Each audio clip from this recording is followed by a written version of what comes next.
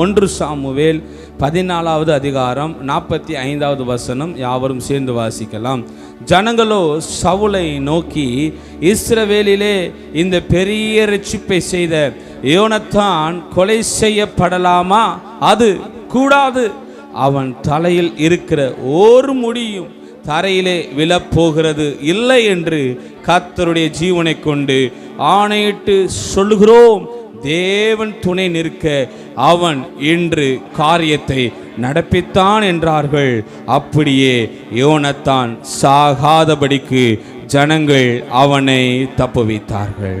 இந்த நாளுக்கான, இந்த வாரத்துக்கான அல்லது இந்த ஆராதனையிலே கர்த்தர் கொடுக்கிறதான வாக்கு தத்தம் கடைசி 2 வரி, யோனத்தான் சாகாதபடிக்கு ஜனங்கள் அவனை தப்புவித்தார்கள். கர்த்தருடைய ஆவியானவர் உங்களோடு பேசட்டும்.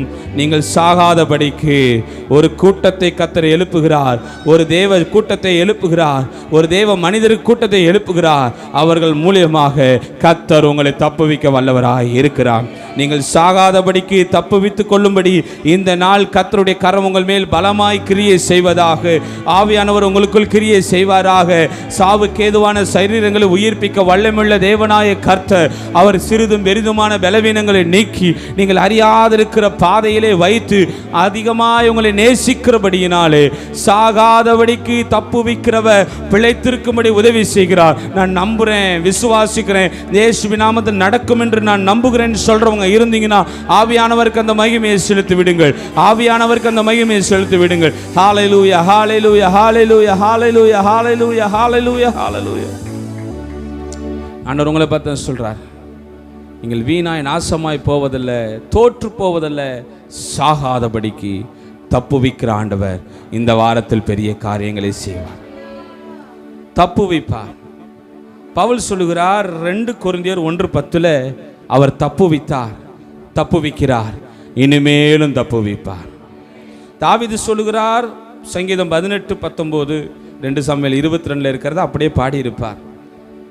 நான் உமக்கு பிரியமாய் இருந்தபடியால் நீர் என்னை தப்புவித்தீர் ஆண்டவரே என்று சாட்சி கொடுக்கிறார். பிரியமாய் இருந்தால் தப்புவிப்பார். புரிஞ்சுச்சா? தப்புவித்தார், தப்புவித்து கொண்டிருக்கிறார், இனிமேலும் என் தேவன் தான் என்னை தப்புவிக்க போகிறார்.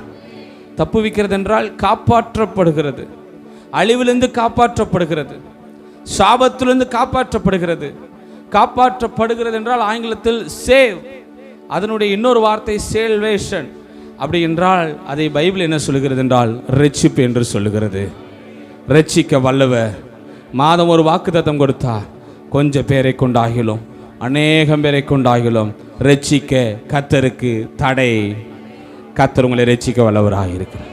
நீங்கள் ஒரு குறிப்பிட்ட மனுஷன் நிமித்தமாய் நீங்கள் போராடி ஜெபித்தீங்கன்னா, பிறப்பில் நின்று அவருக்காய் போராடி அழுது ஜெபிப்பீங்கன்னா, அந்த ஆன்மாவை, அந்த மனிதருடைய ஆத்மாவை கர்த்தர் தொட்டு ரட்சித்து தப்புவித்து காக்க இன்றும் அவர் ஜீவனுள்ளவராக தான் இருக்கிறார்.